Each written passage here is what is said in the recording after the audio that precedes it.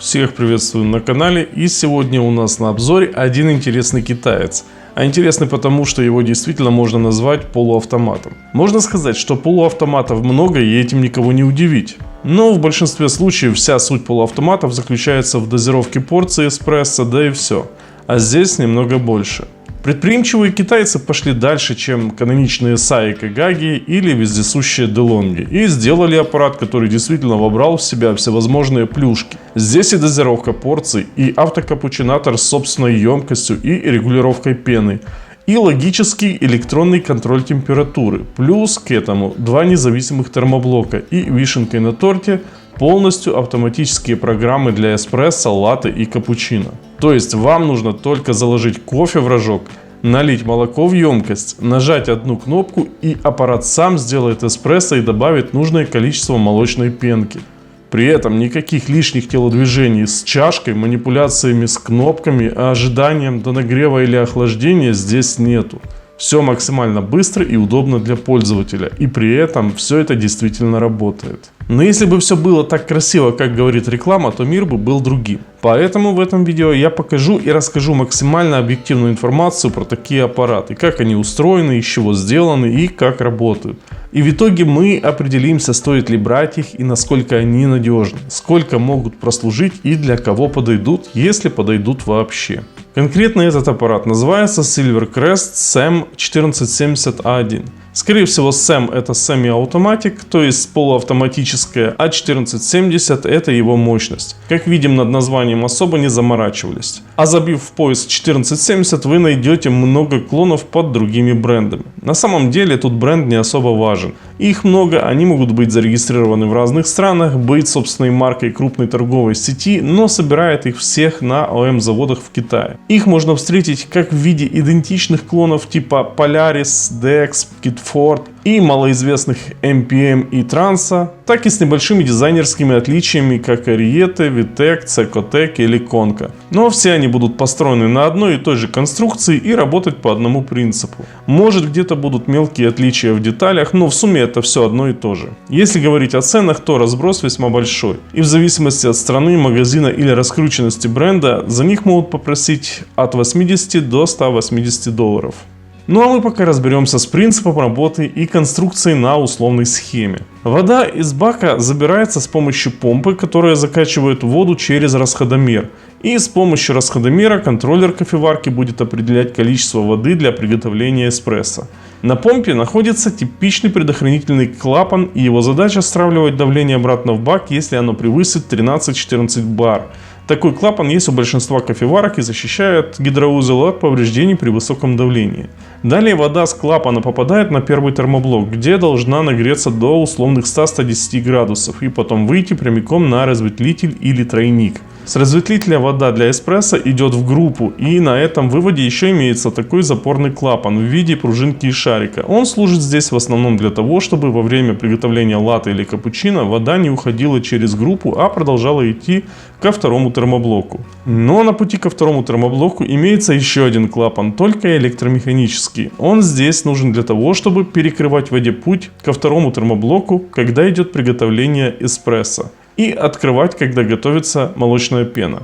Состоянием этого клапана управляет контроллер. В нормальном состоянии этот клапан закрыт, но когда нужно сделать молочную пену, он открывается и вода идет прямиком ко второму термоблоку, где уже превращается в пар и сразу по трубке идет в автокапучинатор. В этом режиме вода в группу не попадает, так как у нас там есть запорный клапан, который будет перекрывать группу. Запорный клапан держит давление примерно до 5 бар, чего достаточно для перекрывания группы во время приготовления молочной пены. Оба термоблока одинаковые, по 900 Вт, одновременно нагреваются и позволяют делать молочные напитки без ожиданий. Как видим, конструкция относительно несложная, но для ее работы требуется контроллерное управление с заложенной логикой работы каждого режима. Контроллер находится на плате, сама же плата двухсторонняя, с нижней стороны находится сама микросхема контроллера и необходимая обвязка.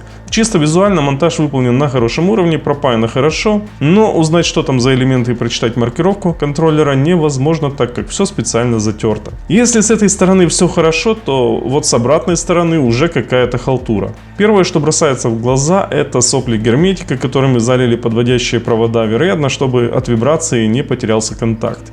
Далее видим желтые пленочные конденсаторы, и это говорит о том, что нормального блока питания не будет, а будет полумера в виде емкостного сопротивления. Один такой пленочный конденсатор понижает напряжение для работы контроллера, а второй для работы релюшек, которых тут целых 3 штуки. Две одинаковые служат для управления термоблоками. Здесь контроллер управляет нагревом, используя импульсное включение, как полноценный ПИД.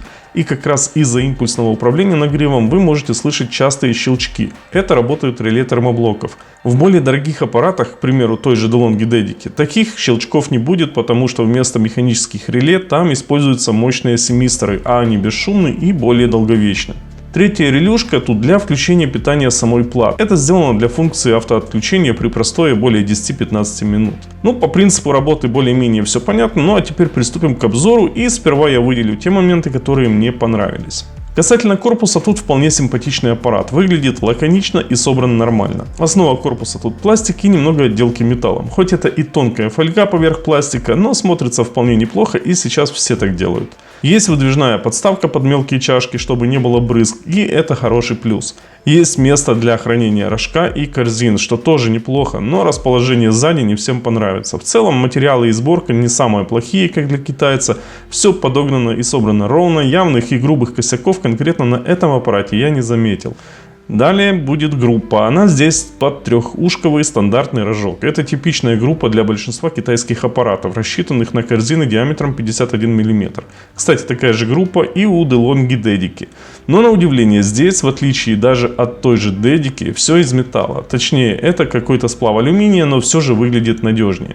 На направляющих, конечно, имеются пластиковые накладки, но все основание металлическое, и это в некотором роде большой плюс в сторону прочности.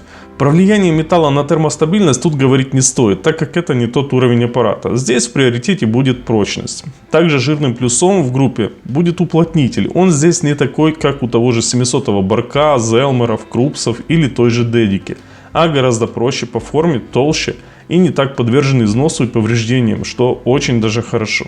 Рожок тут типичный трехушковый, алюминиевый, как и у остальных, и вполне заменяется таким же трехушковым от любого другого китайца, что в принципе хорошо. Но что не очень, это в родном рожке для фиксации корзин имеется канавка, в которой корзина должна держаться благодаря выштамповке на корпусе. С одной стороны это удобно, а с другой стороны корзина в момент вытряхивания отработанного кофе может оказаться в таком положении, в котором она просто вывалится. А вот сами улучшайзерные корзины вполне неплохие. Долго ходят, не так быстро забиваются и легко разбираются для чистки. Теперь перейдем внутрь, и тут тоже есть за что можно похвалить. Сперва как минимум за то, что основная плата расположена подальше от узлов с высоким давлением и закрыта от попадания воды, что очень хорошо. Также я оценил подход к расположению термоблоков. Размещены они здесь хоть и компактно, но закрыты термоизоляционным материалом в виде таких кейсиков. Да, они хрупкие, но не дадут от сильного нагрева деформироваться пластику. Кроме того, в этих кейсиках продуманы прорези под провода, которые дополнительно имеют термозащитный кембрик. Но, как по мне, их можно было пустить и в обход термоблока, чтобы не делать дополнительных щелей. Также порадовал подход к фиксации верхнего изолятора металлической перекладинкой через слюдяную пластинку, чтобы не нагревалась сама перекладинка и не плавила пластик. Такая мелочь, но не на каждом брендовом аппарате даже есть. На каждом термоблоке имеется свой термодатчик, и расположен он не где-то сбоку или сверху, а погружен вглубь для более правильного замера температуры. Датчики электронные по типу термопары и позволяют достаточно точно и быстро определять температуру для контроля нагрева. На термоблоках также имеется двойная защита от перегрева в виде термостата и термопредохранителя, что мало где можно встретить. И на этом все хорошее заканчивается, и начинается то, за что мы не особо любим китайскую технику. Самое критичное, что не понравилось, это именно эти мини-термоблоки. Они, скорее всего, силуминовые, сделаны разборными и состоят из двух половинок. Это значит, что через пару лет они могут протечь, и нужно будет менять уплотнитель, которых нет в продаже. Получается, что обслужить замену уплотнителя уже нельзя, кроме как колхозить что-то из герметика или подбирать уплотнитель от аналогов. Также минус в том, что они скреплены винтами под крестовую или плоскую отвертку. Винты, как правило, там закисают, и выкрутить, не оторвав шляпку или не слезав шлицы, вряд ли выйдет. А добавив то, что остальные винты вкручены в силумин, то приключения с восстановлением резьбы могут быть очень даже веселыми. Следующий момент с термоблоками — это то, что из-за компактных габаритов вода в них проходит по очень узким каналам, контактирует с материалом термоблока. Эти каналы очень подвержены зарастанию накипью, поэтому воду советую использовать только после после фильтра или бутилированную и не оставлять кофеварку на длительный простой. Также если посмотреть на выводы Тена, то видно, что провода здесь приварены, а не съемные.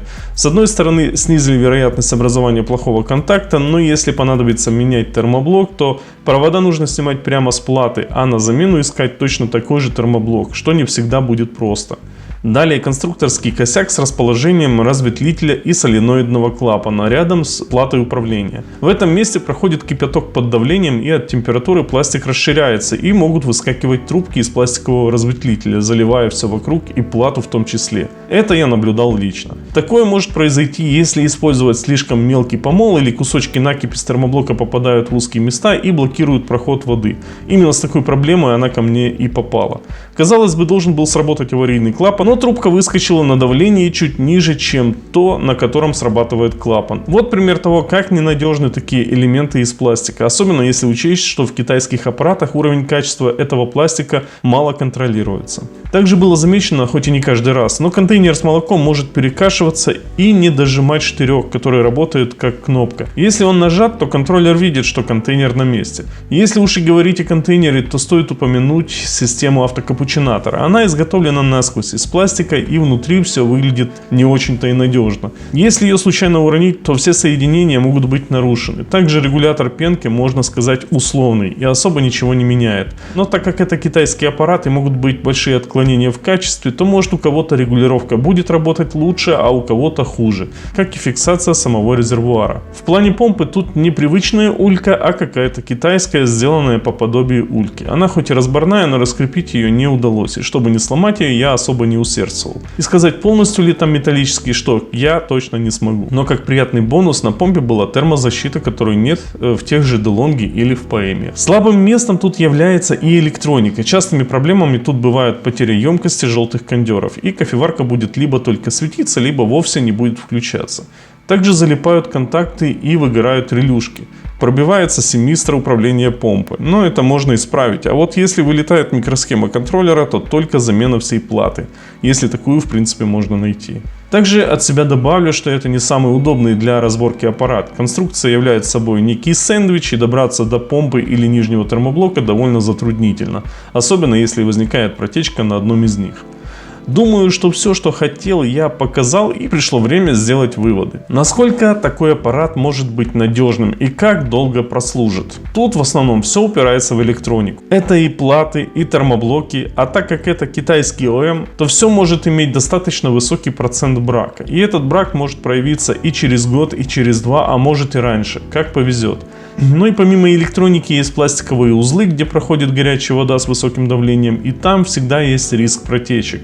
Тут также не самые удачные по конструкции термоблоки, которые могут и закупориться, и протекать. И если бы там были термокойлы, то как минимум этих проблем было бы меньше. Но несмотря на весьма неплохие решения в отдельных моментах, я бы не назвал этот аппарат хоть сколько надежным. Все может зависеть от конкретного экземпляра и везения. У кого-то они будут работать и 3 года без проблем, а у кого-то и полгода не протянут.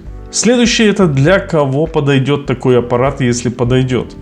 Ну тут определенно скажу, что для любителей молочных напитков, у которых нет времени и желания делать их самому. Но нужно понимать, что это условные латте и капучино. Скорее всего, это нужно называть молочные напитки на основе крема-кофе, потому что классический эспрессо этот аппарат не делает. Пропорции пенки и молока в принципе отсутствуют как класс, ибо автокапучинатор просто наливает условную пенку в чашку, а там что-то осядет, а что-то будет в виде пузырей. Но, например, многим такого будет вполне достаточно. И я бы не сказал, что это невкусно. Думаю, что это будет вкуснее многих уличных кофейных точек, в которых делают кофе из старых и дешевых зерен, а молоко перегревают до горечи. И в куче это пойло сложно будет допить. Поэтому, чтобы пить кофе с молоком, этого аппарата хватит. Но учитывайте то, что это предел, и выше головы он не прыгнет. Если есть сомнения, что потом не захочется большего, или хоть немножечко интересует тема эспрессо, то я бы однозначно не советовал покупать такие аппараты. И стоит ли брать такие аппараты?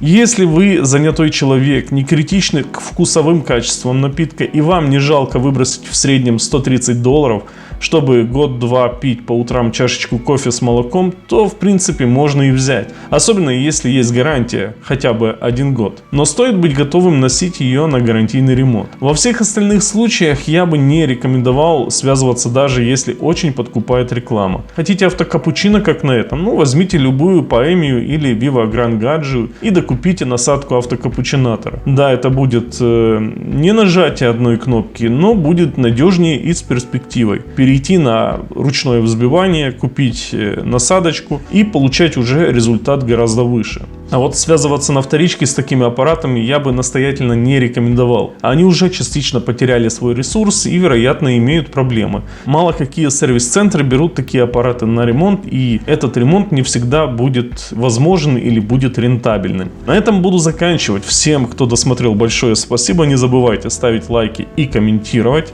Напишите, если тематика китайских кофеварок интересна и стоит продолжать.